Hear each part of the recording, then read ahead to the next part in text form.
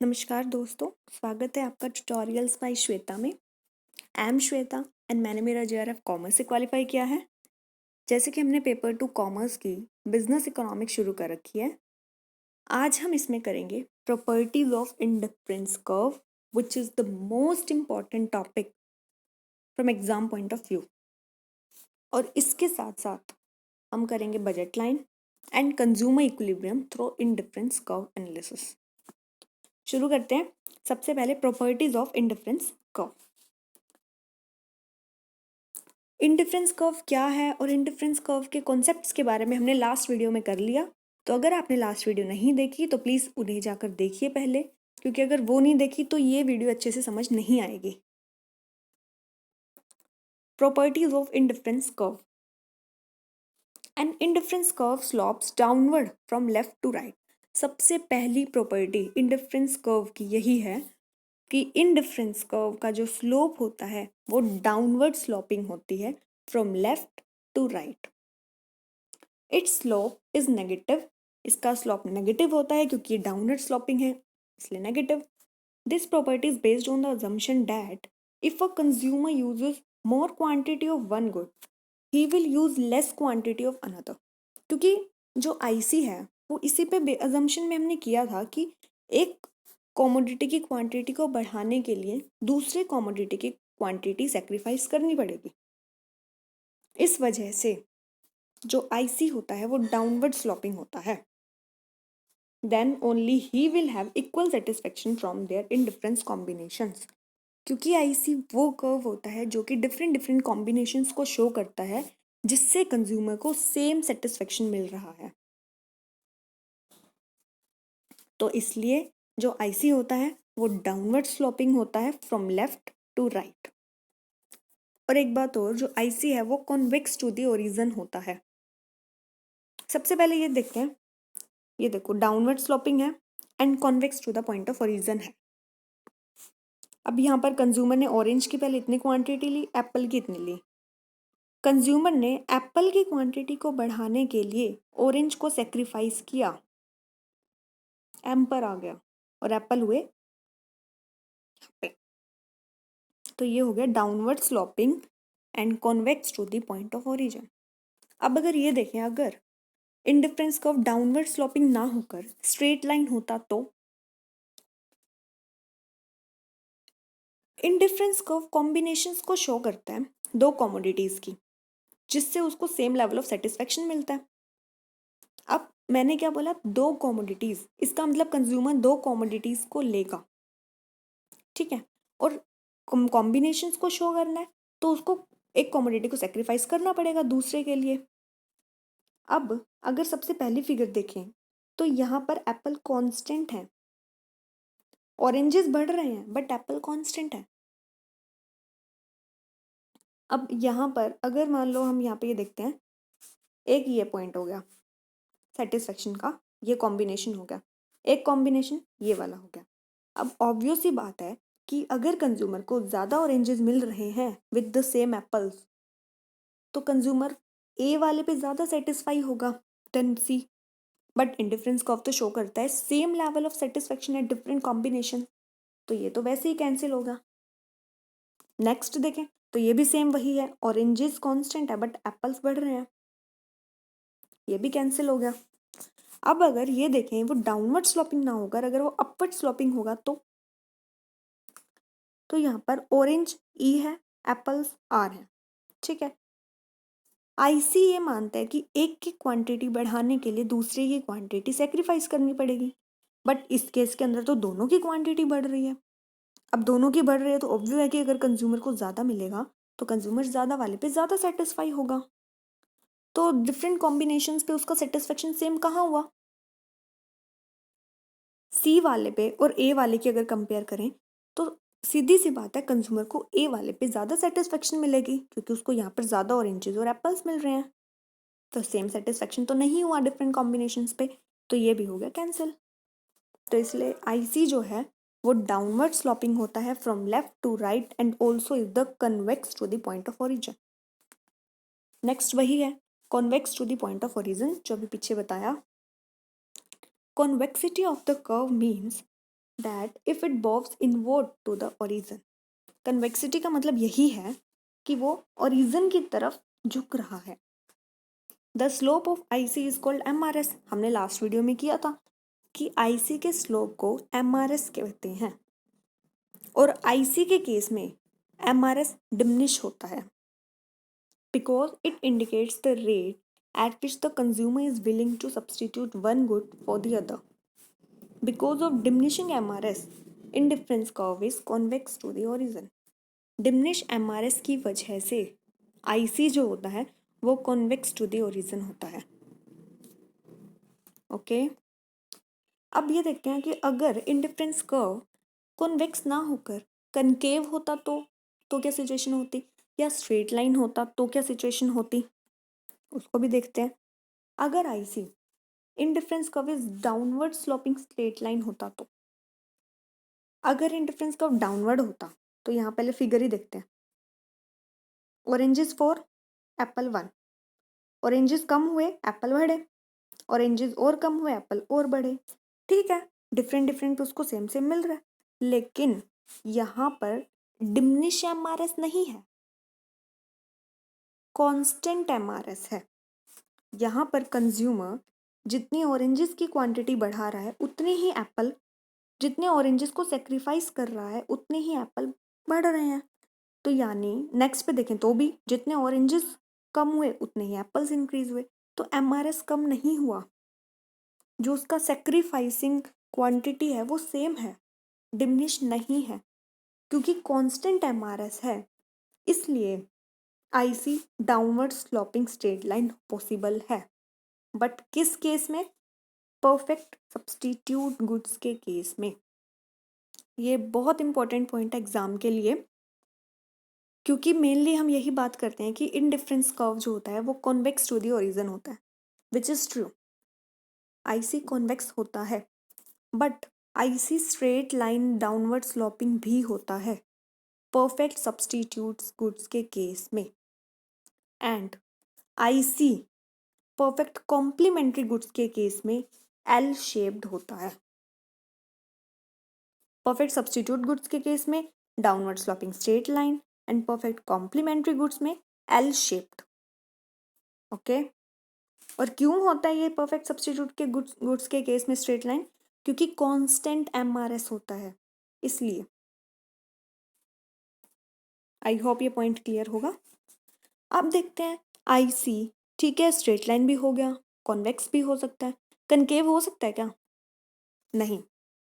Indifference curve कभी भी concave नहीं होता। It shows that as the quantity of apples is increasing, its importance is also increasing, the phenomenon which normally does not occur in real life. अगर concave होता IC तो इसका मतलब तो ये होता कि जितना वो सेक्रीफाइस कर रहा है उसको ज़्यादा इंपॉर्टेंस देने लग गया, कि जितनी क्वांटिटी एप्पल्स की बढ़ रही है उसकी इंपॉर्टेंस और भी बढ़ रही है, जो कि रियल लाइफ में कभी नहीं होता। तो इसलिए इनडिफरेंस कर्व कनकेव नहीं होता, कॉन्वेक्स होता है, स्ट्रेट लाइन डाउनवर्ड स्लोपिंग भी होता है, और एल शेप्ड भी होता है। Clear? Next, two indifference curve never touches और इंटरसेक्ट ईच अदर। दो आईसी ना तो कभी एक दूसरे को टच कर सकते हैं और ना ही एक दूसरे को इंटरसेक्ट कर सकते हैं। Each indifference curve represent different level of satisfaction, so they do not intersect और टच ईच अदर। फिगर में दिख रहा है, ये जो ऐसे बन रहे हैं टच कर रहे हैं, ये रियल लाइफ में नहीं होता। दो आईसी कभी भी एक दूसरे को टच या इंटरसेक्ट नहीं कर सकते। Higher indifference curve indicate higher satisfaction, जितनी ज़्यादा आईसी होगी उतना ही ज़्यादा सेटिस्फेक्शन होगा। In indifference map, higher indifference curve represent those combination which yield more satisfaction than the combination on the lower indifference curve। यहाँ पे देखें तो IC1 है और IC2 है, तो ऑब्वियस ही बात है IC1 पे ऑरेंजेस के 3 मिल रहे थे और एप्पल्स के 2 मिल रहे थे, एंड IC2 पे ऑरेंजेस 3 हैं बट एप्पल्स भी 3 हैं। अगर कंज्यूमर को ज़्यादा मिलेगा तो कंज्यूमर ज़्यादा सेटिस्फाई ही होगा, तो इसलिए higher IC give higher satisfaction. Next, indifference curve touches neither X axis nor Y axis. जो आईसी है ना तो वो कभी एक्स एक्सिस को टच करेगा और ना ही वाई एक्सिस को टच करेगा, क्योंकि अगर एक्स एक्सिस को टच कर रहा है तो इसका मतलब तो ये हो गया कि एक कॉमोडिटी ऐसी है जिसकी कंज्यूमर डिमांड ही मतलब जीरो डिमांड है, उसकी कंज्यूमर उसे खरीद ही नहीं रहा है, एक कॉमोडिटी को सिर्फ दूसरी पे ही इन्वेस्ट कर रहा है, जो कि ऐसा हम कर ही नहीं सकते क्योंकि इंडिफरेंस कर्व यही मानता है कि combination of two goods. It is assumed in that IC analysis a consumer buys combination of different quantities, sorry ये लाइन दो बार होगी, ऑफ टू गुड्स, क्योंकि हम ये मान के चलते हैं कि कंज्यूमर जो है दो गुड्स का कॉम्बिनेशन लेके चलेगा। Hence an IC touches neither X axis nor Y axis, तो इसलिए जो आईसी है ना तो वो कभी एक्स एक्सिस को टच करेगा ना ही वाई एक्सिस को।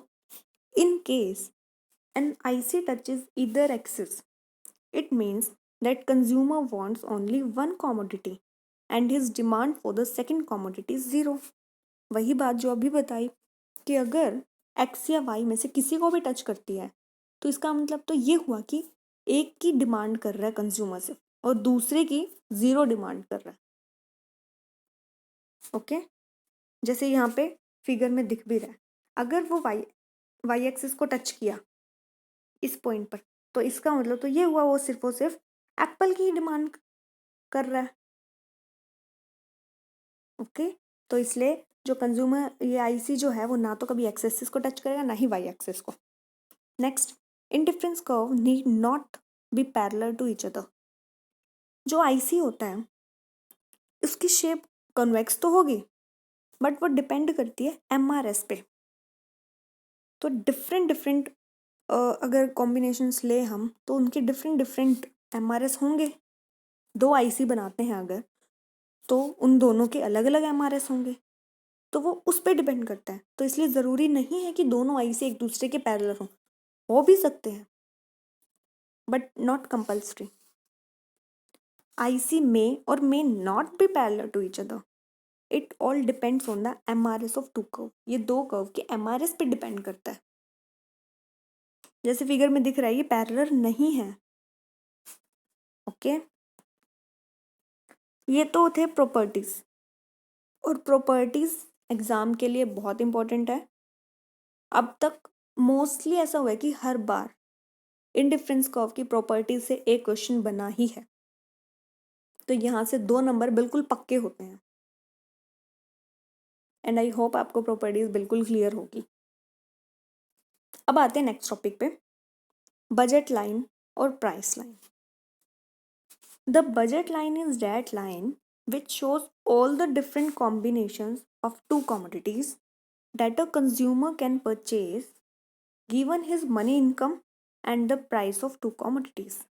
बजट लाइन वो लाइन होती है जो शो करती है डिफरेंट कॉम्बिनेशंस को, दो कॉमोडिटीज़ के डिफरेंट कॉम्बिनेशंस को शो करती है जो कि कंज्यूमर परचेज करता है अपनी गिवन इनकम में and given price of two commodities. सीधा लेके देखते हैं। पहले शेड्यूल, इनकम 4 है, इनकम में कोई चेंज नहीं आएगा, इनकम 4 ही है। एप्पल के प्राइसेस 1 है एंड ऑरेंजेस के प्राइसेस 0.50। अब कंज्यूमर की 4 रुपये है इनकम, उसमें कंज्यूमर एप्पल अगर नहीं लेता, 0 एप्पल लेता है तो वो ऑरेंजेस 8 ले सकता है। अब अगर कंज्यूमर 1 एप्पल लेता है तो ऑरेंजेस 6 ले सकता है, और उसी गिवन इनकम में 2 एप्पल्स लेता है तो ऑरेंजेस 4 हो सकते हैं। 3 एप्पल्स तो 2 ऑरेंजेस एंड 4 एप्पल्स तो 0 ऑरेंजेस। तो ये क्या शो किया कि गिवन इनकम में and given price of two commodities consumer कैसे कॉम्बिनेशंस बना सकता है, उसको शो करना इस बजट लाइन। कर्व में देखें तो दिस इज बजट लाइन, इसका मतलब यह है कि इसके बाहर कंज्यूमर नहीं जा सकता क्योंकि उसकी इनकम उतनी ही है, उसके बाहर वो डिमांड नहीं कर सकता। Okay. Slope of budget line देखें तो प्राइस ऑफ एप्पल अपॉन में प्राइस ऑफ ऑरेंजेस, ये इम्पॉर्टेंट है।